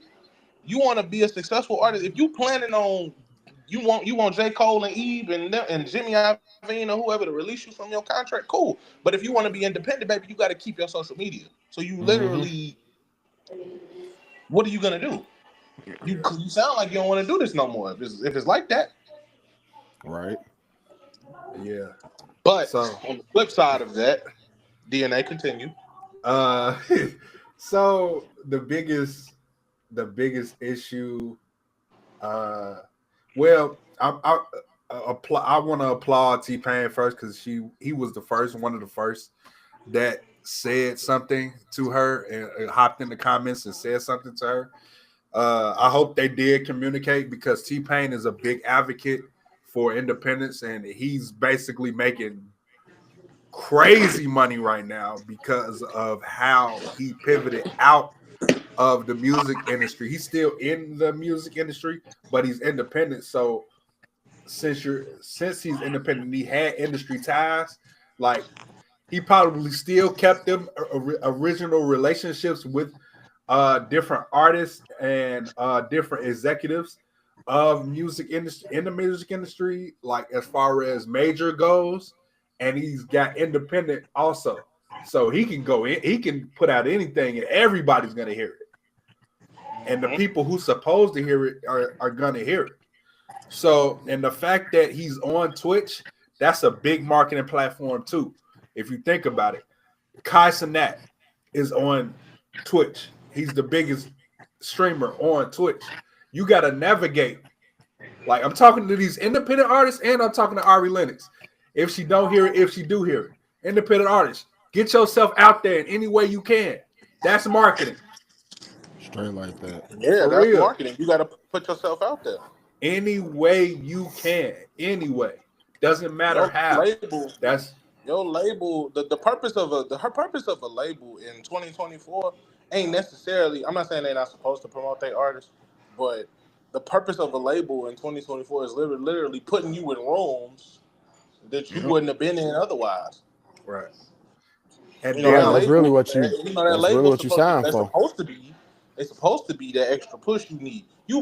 But what people don't realize is yes. A label backs you, right? They provide you for money for recording costs and videos and blah, blah, blah. But in reality, my nigga, even if you sign to a label, all these artists are low-key independent because you still have to fend for your fucking self. Exactly. People on Twitter talking about, man, J. Cole, these artists run labels are not really, the move for some of these artists. They're not supposed to be like a major label is any better. You know what I'm saying? Like, honestly, bro, I'm not saying she shouldn't have took it where she took it as far as like getting on Instagram and venting her frustrations. But honestly, I really think she should have directed that energy towards a phone call with Eve or Cole or somebody over there at Dreamville. Like, hey, yo, these are my issues. Like, what's up? Yeah, for sure. I think if I can say something real quick. She got on there saying, I'm gonna shut up after this. She got on there saying something about how, her label got her out here looking like she's like an advocate for like mental health and everything. And it's like, no, this is not a cry for help. And it's just like, well, if understandably so, if this is not a cry for help, how come you didn't just talk to the people you need to talk to? I don't think talking works. Obviously, you don't need to talk to Interscope. Obviously, you don't need to talk to none of the people at Dreamville other than the two motherfuckers at the head.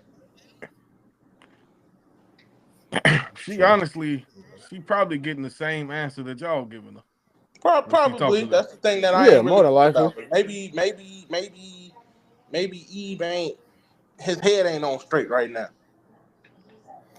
I'd like I said, I think like this. I think like especially when it comes to the mainstream, I guess my best like comparison, I say like it's like one of them big ass warehouses. Like they know you under them, but they can't get to you all the time.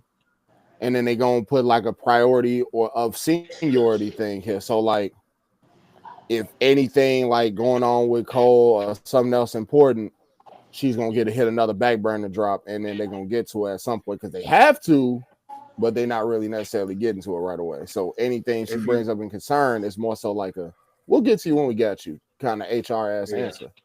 If I can also I wanna bring since I think our next topic after this we can navigate this topic into going into Young Thug and Durk. One's free and one is not. Exactly. So the switch up is crazy. Yeah. Wait, before you say something cooler. So yeah. If you think about it, it's literally J. Cole as far as the hype around Dreamville. It's literally J. Cole, Jid, and then I want to say Ari Lennox. It's like them three. Those are three like that's really prominent. If you think Dreamville, so you can throw Boss up there. Yeah, you can throw Boss in there too. He'll be I say a technical fourth. Okay, yes, for sure. Technically switch him and Ari because of what Ari going through. My bad. Right. Yeah, so you good. So I'm guessing by time that Cole announces his retirement or when he officially puts down the pen, it's gonna be a shift. 4 week. It's gonna be a shift as far as the focus point on each artist. Like, if you think about it, J. Cole is really difficult to sign with the artist, is like because J. Cole is really active. And active as in we've been talking about Cole for over 15 years, I want to say now, almost that, if that. So that's basically the biggest issue also with Ari Lennox as far as them focusing on her. So yeah, it's like they basically Dreamville as a label is really taking turns on focus right now because Earth Gang just put out a project. Like so that's why I said I gotta switch that order. Like they're still yes known, but Earth Gang had a fan base before they got to Dreamville. Jid had a fan base before they got Dreamville. So if you think about it, like yes, basically Ari Lennox is the first lady, and she should get more attention, I feel like, but she has to do the work, unfortunately. And moving on from that, we can talk about Young Thug. I don't know, Kuda, if you wanted to speak on that first, or what was you about to say? My bad. Well, Young Thug and Durk, they pretty much just made a trade. So the court system has came up with an offer for the United States. We offer you Young Thug for Lil Durk, and you get back OTF Jam for snitching. So yeah, man. I'm glad Young Thug is free. His career is gonna take a big change as far as content. Yeah, because of what they told him he can and can't do. Yeah, I was gonna say I'll read off what he can and can't do. Yeah, you can if you want. Right now, if you want, at some point cut me off. But I think his shit. I think his is basically his content is gonna take a T.I. route almost, not completely. But it's not gonna be exactly T.I. He's still gonna talk about Atlanta, but I think his he cannot promote anything gang or drug related. Right. So that's why it's like gonna be a soft pivot, but not a complete pivot. And he's gonna basically be not completely, but like really messing with Gunna heavy, because Gunna is like, as far as notoriety, Gunna is bigger than him right now, sort of. Not a really. It's like almost a same level, but Gunna, since he's been out and put out 2 projects since Thug's like basically incarceration or whatever, yeah, like he's out there. I'm a probably still take Thug because of that. Him being free now, everybody gonna be wanting Thug, and I feel like that's like, yeah, I get you. It's Gunna now, but I feel like now that Thug out, it's kind of just gonna kind of like you get what I'm saying? Like it's gonna be a quick turn back to Thug, because like you know how many people gonna be hyped for this first drop now that this man free. Yeah, and he and Nari squashed the beef with Drake and Future too. Yeah, he got to, and it's not. Go ahead. When they get released from jail, see, hip hop got this thing. When these artists first get released from jail, the first album they put out is always the most anticipated. But it's the albums after that. Like, can they keep the momentum going? I think he's thinking about Gucci. was gonna say that's the real. I was like, I don't think this is like Gucci Mane effect. I don't think Thug gonna have that problem because I don't think I don't think Thug gonna get stuck into it. It's not like that also sounds like the Lil Wayne effect. I was gonna say the Lil Wayne effect will probably be a little closer comparison. The Gucci one, because when Gucci was in there for a minute. Wayne got out after doing that little 8-9 months. He came Thug out after 2.5 years. Yeah, because and that's when we got like on go mode. So I'm thinking Thug gonna be the same. They considered it 40 years time served. He cannot affiliate with anybody in YSL unless they are his brother or Gunna. He can't go into the Atlanta area or that one part of that Atlanta area, if I'm not mistaken, for a set amount of time. He can't go out there at all. He basically can't go out there unless it's special event, funeral, business, something of that nature. He has to do 4 shows promoting anti-gun and gang violence within 4 years. He's on probation for 15 years. If anything is crossed off, if he fucks up anything on probation, he's automatically thrown back in for 20 years. Under there. Yeah, he automatically stuck in there for 20 years if he fuck up on that probation. Easy. And you see what happens, kids, when he can't rap about nothing gang related no more. Nothing gang related. Happens, kids, when you keep one foot in no gun related. You gotta know. Look, I was gonna say you gotta choose your lane correctly when you come to this rap game, boys and girls. What happens when you keep one foot in the streets and one foot in the industry, bro? You can't do both. You gotta choose a career. You got more eyes on you when you famous. Yep. Man, if niggas like Durk and Thug were still local artists, they wouldn't really give a fuck. But these motherfuckers, influential and got hella bread, and they can make a difference in what people decide to do and not. So you know what I'm saying? Just be careful. As far as Durk situation go, I ain't gonna lie. I think folks brought that on himself. I ain't gonna lie to you. Yep. I got a lot to say about this, but I'm gonna let y'all go first. I mean, to be honest, it's just more so some nigga took a deal that he couldn't pass up, I guess, and then they fucked Durk up. You can't be nice to everybody you fuck with. Just watch your surroundings, man. Yeah, guys, you can't be nice to everybody you fuck with. Let me tell you something. My boy Benny the Butcher put an album out earlier this year. What's it called? Everybody can't go. Everybody can't go. Everybody can't go. Niggas. I thought it was rhetorical.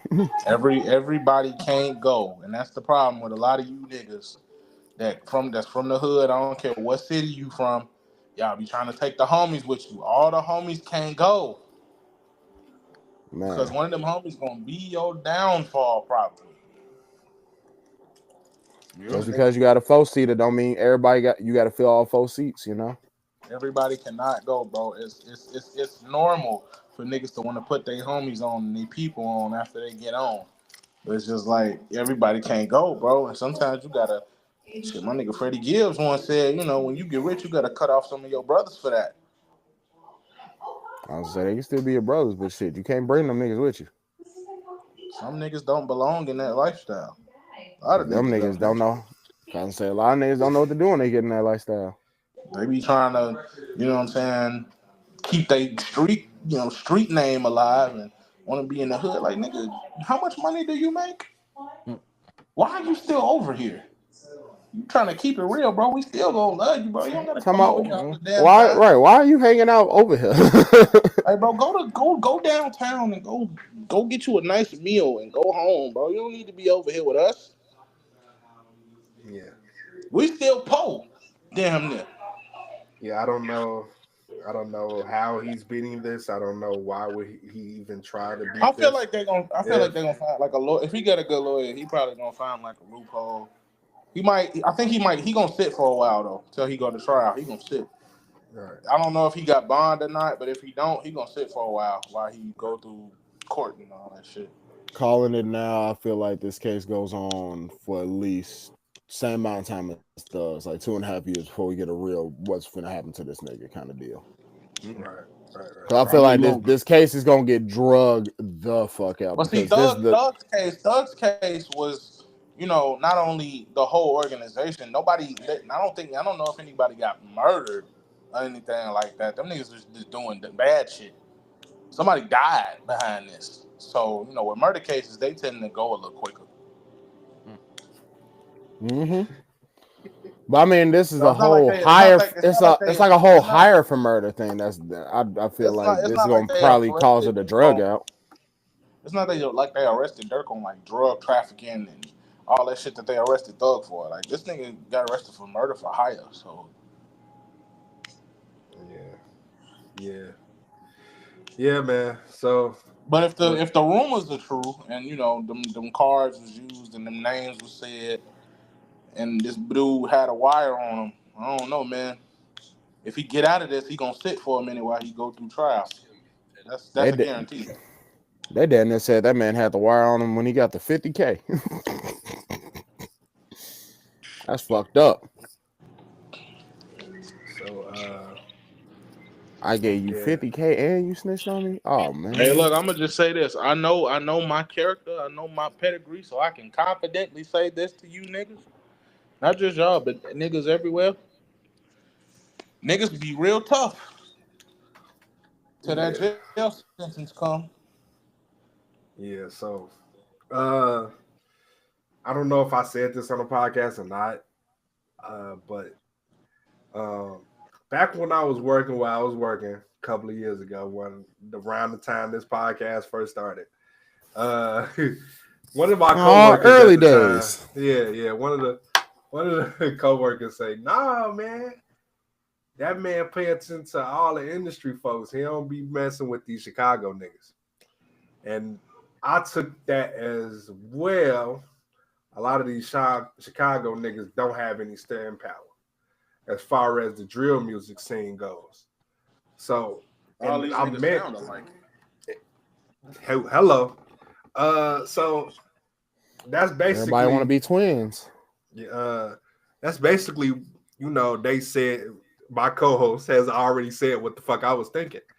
And basically, I have to pay attention to the industry because you niggas in the city a lot of you niggas have talent and a lot of you niggas don't have any talent. And those who have talent as far as drill, they don't ever pivot. They stay in their lane. And that be the fucked up part about it, because everybody's moving forward and you still stuck in this lane. Because you are worldwide known, but we still waiting on that growth. Like some of you rappers are stuck in that same lane so much that we was like, damn, he ain't gonna ever get out of this lane. Like it seems like he's just stuck in this lane where he's never gonna move. So stop making tapes with y'all homies because them niggas can't rap.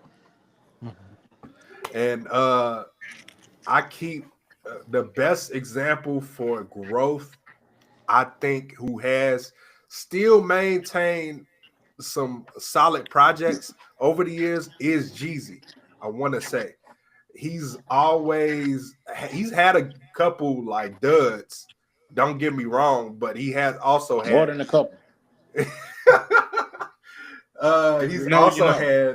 He's also had projects where I'm like, oh, this is respectable. Like times where like he had Trap or Die 3. It was a couple songs on there, but the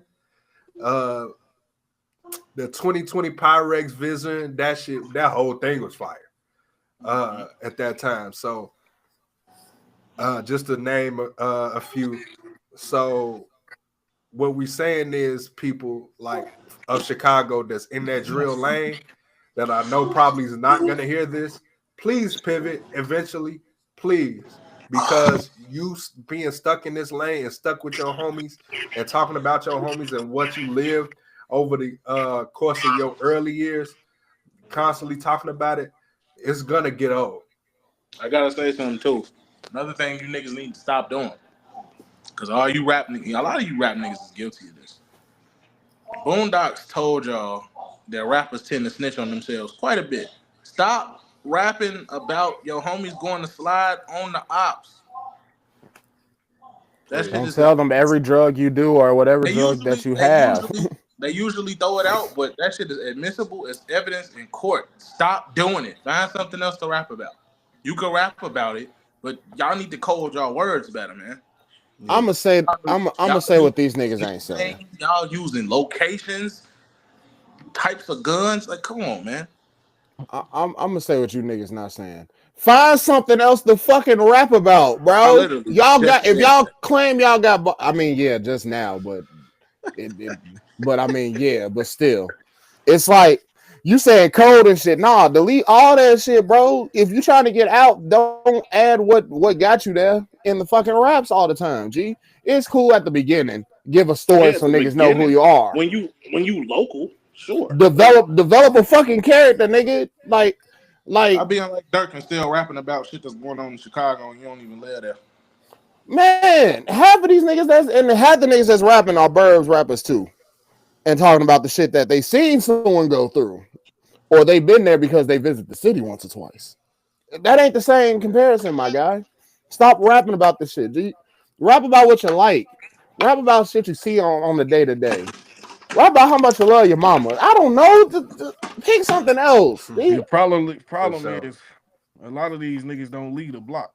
So they can only rap about what they see, which is the block. Shit. Shit. There's there's more than one block, man, right? Can I get into a few jokes I got? I heard. Look, niggas made a song about Millie rocking on any block. So why the hell you can't see other blocks? I want to have a few jokes because I do love Durk and I hope he gets free. I got a few jokes though. If it's the All My Life one, I love it. Okay, it's all love. It's really all love until it's not. Why you didn't close that door? I closed that back door. Why didn't you? Like you should have closed that back door. You talking about niggas back door. Why you ain't closing? You left the gate wide open. Watch your homies. Why didn't you watch your homies? Why you watching your homies, but you really not, bro? Like, yeah, you made a phone call. Watch who you call your homie. How you gonna tell us to watch our homies and you ain't watching your own homies? Like you said, some made you keep your distance. Apparently, this nigga didn't make you keep your distance. Cast iron door open in the back with the wood door open, and you left the door stop in there. We call that leaving with your pants around your ankles, dog. Left your pants around your ankles. It's crazy. No, he got too much going on to be doing all that. Nah, yeah, this is a big time in his career too. I would hate for that to happen. Yeah, but seriously though, we want you to get free, bro. We it's just about watch the people you keep around you. Honestly, it's just about that. That's and I know I want to say he got 2 or 3 cribs. I don't know for sure, but Sosa is the prime example of really staying, just getting out the way and staying out the way. And I applaud Sosa for doing that, bro. He's really the last nigga I thought was gonna do that shit. Look at him now. When Almighty Soul 2 came out and he did that interview with Zane Lowe, I thought that was a whole different nigga. I'm like, wait a minute. He actually talking now? Yeah, man. And it was a short ass interview, so you can tell he don't like to talk a lot, but he talk a lot. He talk a little bit. He talk more now. He's grown up.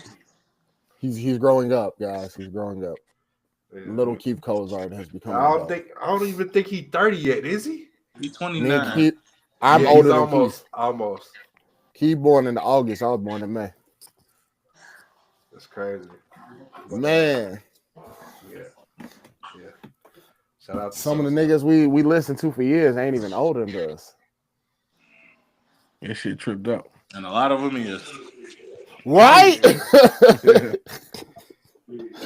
I think the industry is old or new is young niggas. You got some notes now? Oh, we done covered everything.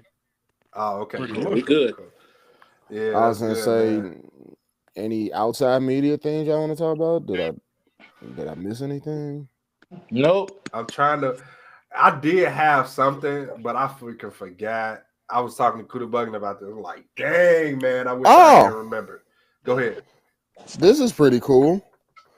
It's a good little happy note. I mean, if you're a gamer or be on Fortnite, Fortnite is honored to give Juice WRLD's Fortnite skin for free in honor of his legacy for anybody that plays the game. All players who log in between November 30th and December 1st will receive the sale-stated Slayer Juice WRLD outfit. Okay, that's a short period of time. Okay, but okay. So as long as you just pretty much turn on the game on one of those 3 days, and then boom, bap, you got this nigga. Yeah, which is pretty cool because the Juice WRLD show is coming up too. Are y'all gonna try to go this year? Nope. What? I think I'm gonna try to go this year. I don't want to go to the United Center to see Juice WRLD not be there. And a bunch of his homies perform. But I mean, it's gonna be some good surprises, I assume. Could be. Because I mean, no one says the shows are bad anytime I've heard about them. All I'm gonna say is this: Usher brought Ronald Isley out at the Halloween show, and I'm mad I missed it. That's all I got to say.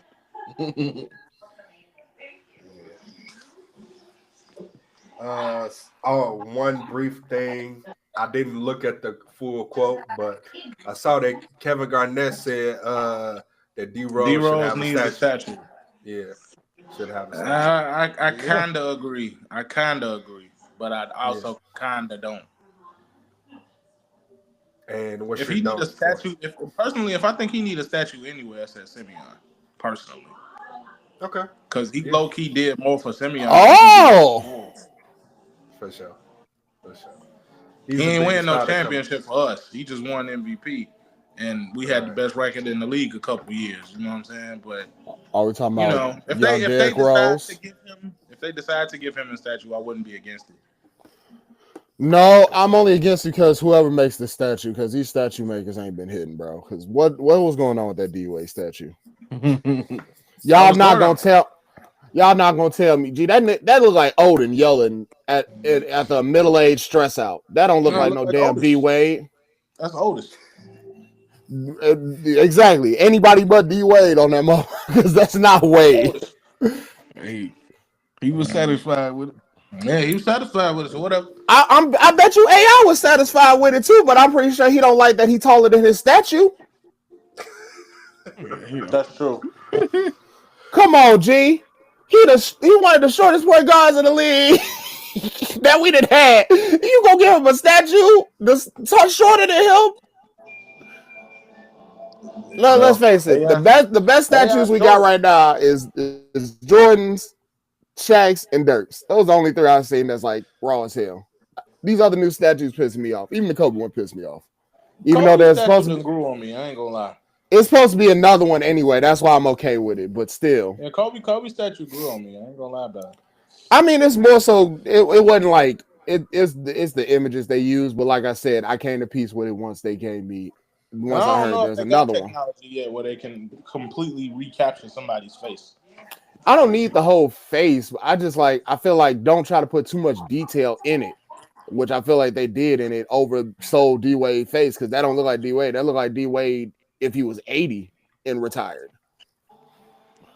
But the reason why I said is apparently an hour ago, Academics spoke. Drake and Future have not squashed their beef. He's spoken extremely credible sources on both sides.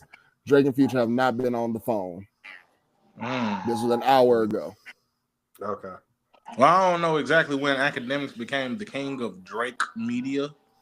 I know he loves the man down to his dirty draws, but I don't know exactly when he became the most reliable source on Drake information. I mean, it's just the fact that I guess he's talked to the most credible sources and shit.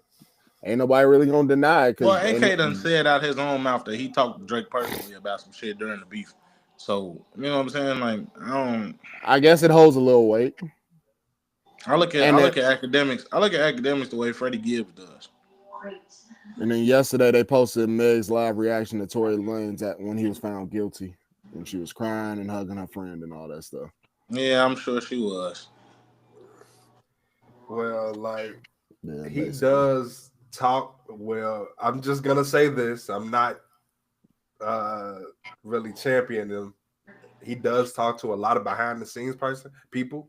He's talking to the labels also. So I like 50% believe him.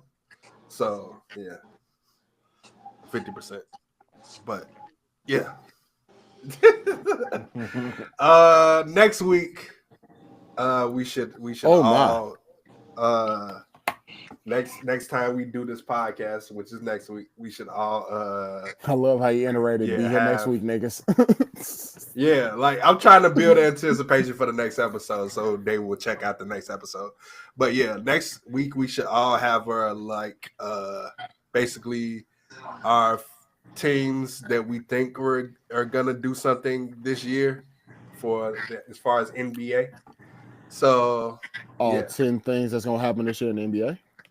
No, we should pick all your have team. My team. Oh, I thought you said 10 things. I was just like, I'm gonna pick 3. Like, you know his team. I was gonna say like my teams right now. If I'm gonna watch any teams, Bucks, Grizzlies, and the Timberwolves. I want to watch. I'm gonna pick up a Bulls game or two just to see if Lonzo's progressing fine, but that's really about it. Oh, and the Villanova Knicks. Because that's literally copy and paste Villanova. Oh, well, then we can say our teams now. Then, if y'all prefer that, I mean, up to you. Okay. If we my solid team is still Milwaukee. Yet. My solid team is still Milwaukee on the East and on the West.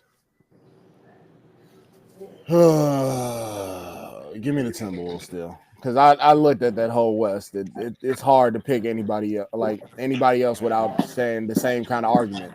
I got 3 on each side. The Bucks gonna be disappointing until Giannis and Dame separate how to play together. Separate.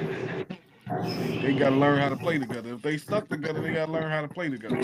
I mean, they need a better cast around them because like chemistry between them ain't gonna be too hard. It's just they gotta have somebody to follow suit with them. Like KD and Westbrook was cool, but they still had Harden in the background back when they was running OKC. So I just say they just need a solid third. Middleton is not that solid third unless proven otherwise. He inconsistent. It's 1 year he good, 1 year he not. 1 year he good, 1 year he okay. 1 year he not, 1 year he injured and okay, but not a really okay. You got, and then they re-signed him. You got to take that nigga value and send him somewhere. The Bucks love him the way that the Bulls love Patrick Williams because they still won't get rid of his ass. I swear. Right. Hey, look, nah, scratch that. The Levine love is crazy too. It's a hidden hate love. No. We stuck with Levine. That's a difference. We stuck with him. Patrick Williams, we could just toss him in the wind. We're not stuck with Levine. Y'all keep saying we stuck with Levine. We could have traded that man for shits and giggles all day long and rebuild. But no, you don't want. We got to still hope. You don't want to trade him for a pack of annihilators. You got to get something for him. So we ain't getting the right offer. You stuck with him. I mean, think about it. We say that now, but shit, they could have did what New York did and just traded for about same equal value. There is a 2-guard that is on the same level as Levine right now. Hell, it ain't even a 2-guard. It's a 3-guard I said 3-guard. It's a small forward we can take right now, and that will probably be just fine. Bi for Levine. That's about the same. If we gonna match BS, at least Levine. I mean, if we trade them, at least we'll be able to get rid of BI if he go bad. If dude come to Chicago, he gonna be in them streets. Watch what I tell you. Oh man, he gonna be one of them members. He gonna try to be. He gonna turn into a savage. Tough Tony. Man, big dog. Okay, so anybody got Kuda, your teams? Well, my teams gonna always be the Bulls and Lakers. But... Let go. Hey, look, how you feel about Brian putting his son down in that G League, respectively? Nah, Brian you gotta learn. That was you gotta learn how to play.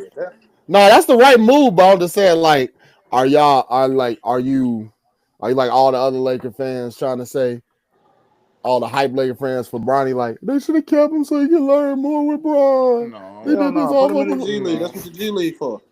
Exactly. That man was the 58 pick or whatever he was. I mean, it's too much pressure for a pick in the 50s. No, about right. It's too much pressure because he's LeBron James Jr. That's why. Yeah. And the thing is, they didn't even do all this shit. The Jordan's kids, these niggas got off scot free. Bro, Jordan's kids was trash when it came to hooping for real. Not like but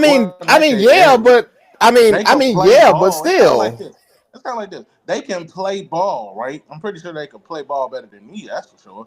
But they not Jordan. They expecting because Bronny done been to college and he had all this buzz around him, in high school, and then the heart attack thing happened. He got all this buzz around him because of whose son he is. That, you know what I'm saying, and that he's basically following in his footsteps. He wanted to be in the NBA. He said so. He in there now. You know what I'm saying? So now unfortunately, the media is going to have him under a microscope. Yeah. Because of who his daddy is and who his namesake is. LeBron even said that on one of them shop interviews. Like, he regret naming him that because of that.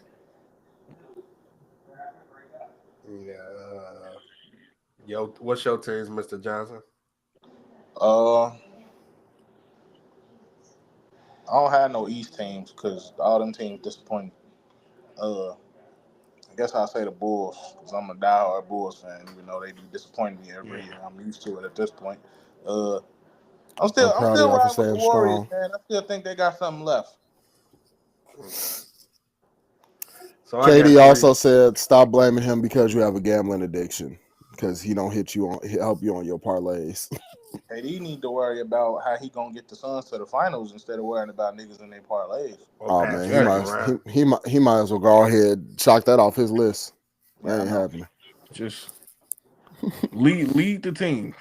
He shouldn't have never left Golden State, if we're being honest. That's D-Book team. Y'all got I'm D-Book gotta lead that team for real. That he let Draymond, little fat donkey mouth ass, run him off that damn team.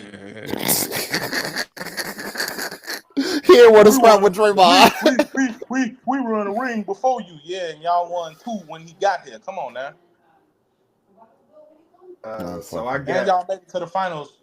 Y'all made it to the finals together. Yes, y'all made it to the finals 2 years before he got there. But y'all did win 73 times before he got there. But you can't sit here and tell me that y'all weren't better with him. He was unstoppable with him, shit. Man. The Warriors were the most feared team in the league for 3 years straight after that. What the fuck? So I got 4 teams on the West because they're so it's tough in the West, and I got 3 teams on the East. In this exact order, from bottom to top. On the West, I got Minnesota, I got Dallas, I got OKC, and I got Denver. And then on the East, I got Milwaukee, Boston, and New York Knicks. So, yeah. That's about based on what I'm seeing. I don't. A lot of people, I think Boston gonna probably have the best home record in the whole league. So, Boston gonna have the best record. Boston's best record, period. Oh, okay. I got OKC having the best record in the West. Yeah. Well, in general, actually, yeah. I feel like we're not talking about how well off these niggas are after everything, from the abundance of draft picks to having SGA and Chet and pretty much everybody they done picked up from that team. Like OKC has no problem with building natural talent, I guess, in a sense, because every time they get a good set of players, they show the fuck out. So I just think this year's OKC go round is probably going to stand on business more than the OKC we had. The league don't want to tell you that Chat is better than Wembanyama. As an all-rounded player. Yeah, that's what they don't want to tell you. It's an all-rounded player, Yeah. It depends on what you're looking for exactly to compare who better. But as a well-rounded player, I got Chet. Every time they match up, who had a better game?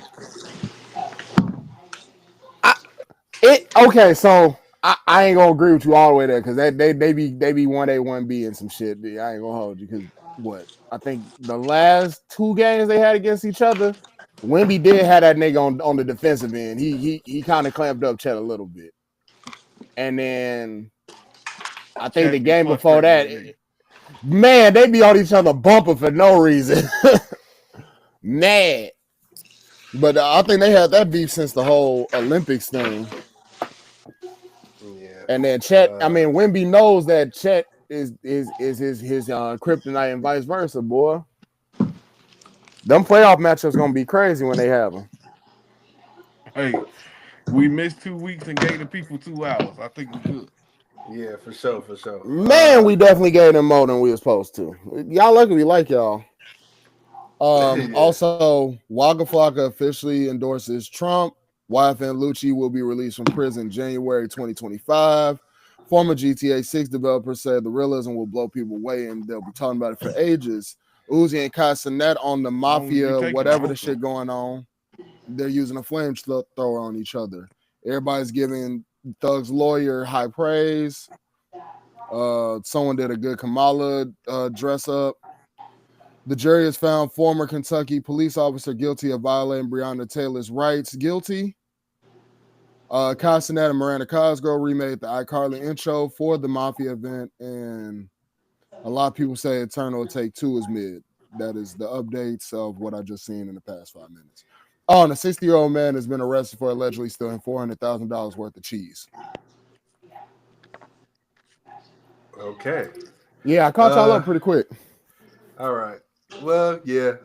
That's our show, man. We'll see y'all next week. We'll probably not miss 2 weeks again. I can't confirm it. And apparently All I Want for Christmas by Mariah Carey has re-entered the top 50 US charts following Halloween. Nigga, it is not even December. Y'all can really cut the shit out. We know the song's good. Yep. All right, now I'm done. And we out. My bad, y'all. Nah, you good. I just ended the show. Oh, okay.